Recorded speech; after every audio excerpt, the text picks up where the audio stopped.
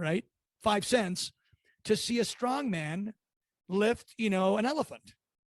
So he would, let's say, get on 2 huge boxes and he would put a strap underneath the elephants. And basically he would do a deadlift, lifting the elephant off the ground by, usually a baby elephant. So they would do these things for entertainment.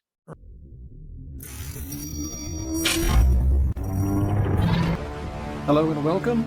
I am Coach Castle, a certified biomechanics expert, nutritionalist, and efficiency coach.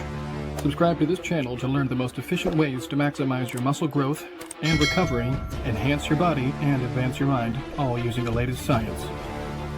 Welcome to Castle's Corner.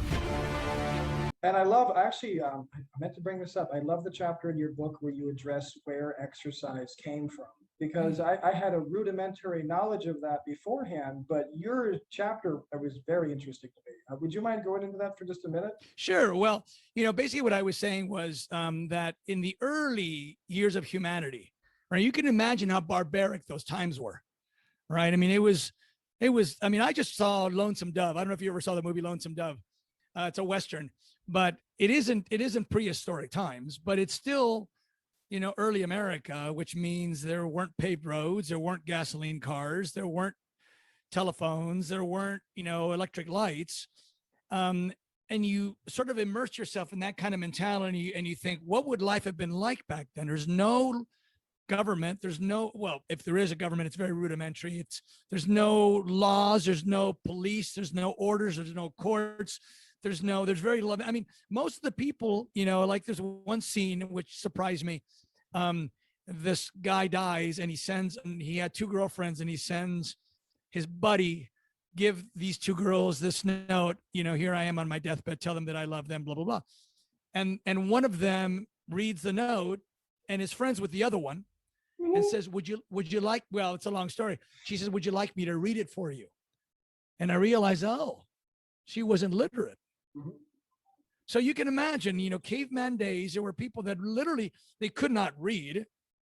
So they could not learn biomechanics or anything else, right? So it was just literally dog eat dog. It was just a matter of physicality. If I can steal something from you and I'm hungry and I want it, I'm going to steal it from you. That's just the way it was. The bigger you are, the bigger advantage you have. If you're bigger, you're stronger, you can hunt better. If you're bigger and stronger, you're going to be recruited by those armies better. I mean, if you're puny, you're not going to get a girlfriend, you're not going to get a wife, you don't get anything, right? So back in those early days, physicality was everything, right? So then as things started getting a little bit more civilized, there were, basically audiences that would pay, whatever they would pay, pennies, right? 5 cents to see a strong man lift, an elephant. So he would, let's say, get on 2 huge boxes and he would put a strap underneath the elephants. And basically he would do a deadlift, lifting the elephant off the ground by, usually a baby elephant. So they would do these things for entertainment, right? So eventually it got to the point where these strong men all kind of wanted together and they wanted to sort of standardize the lifts so they could be somewhat competitive. So there was a thing called the floor press, which is basically the bench press, right? So the barbell's on the ground and you can't slide under the barbell. So they put the barbell on wooden blocks, just enough to slide underneath the bar. So it's barely at your chest. And from that point forward, you press it up and then you bring it down again. Now this is a standardized lift.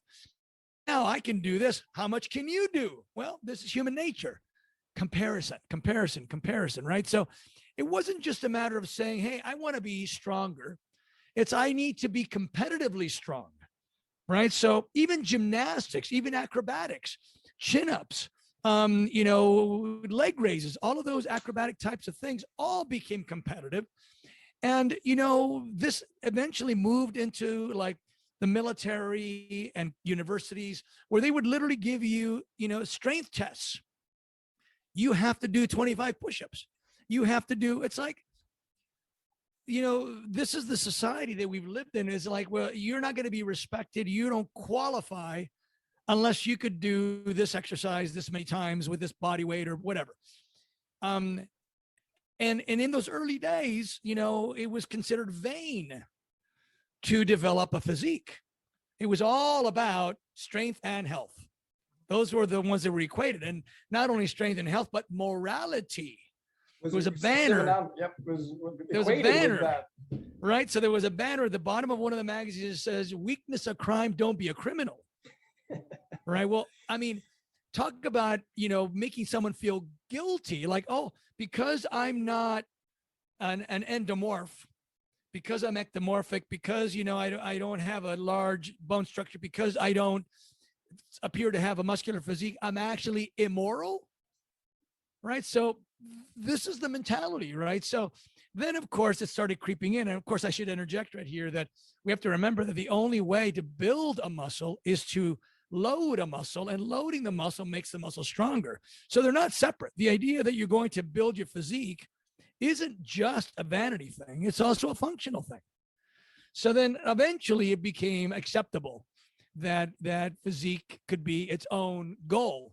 But most of this has still carried over, this whole idea of like having to, I mean, I still see it in Men's Health magazine or these magazines that say, how much should a man squat?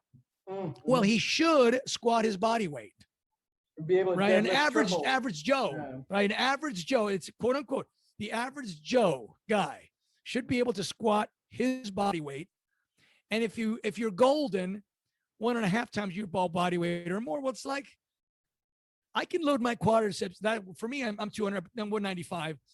I can load my quadriceps much more than a 195-pound squat would without the spinal load, much more comfortably, much more effectively. And I can work my spine and my erector spine in other ways. But the idea that these magazines would be laying down these kinds of, rules, like this is what you should be able to do, it appeals to people's mentalities of like, how do I rate? Everyone wants to know, how do I rate? Compared to the And other guy. and I would say, never mind how you rate. Be better. Be better than you were. Be the best you can be. Exactly. Right? Work hard. Work as hard as you can. Be the best you can be. But never mind how that compares to anybody else.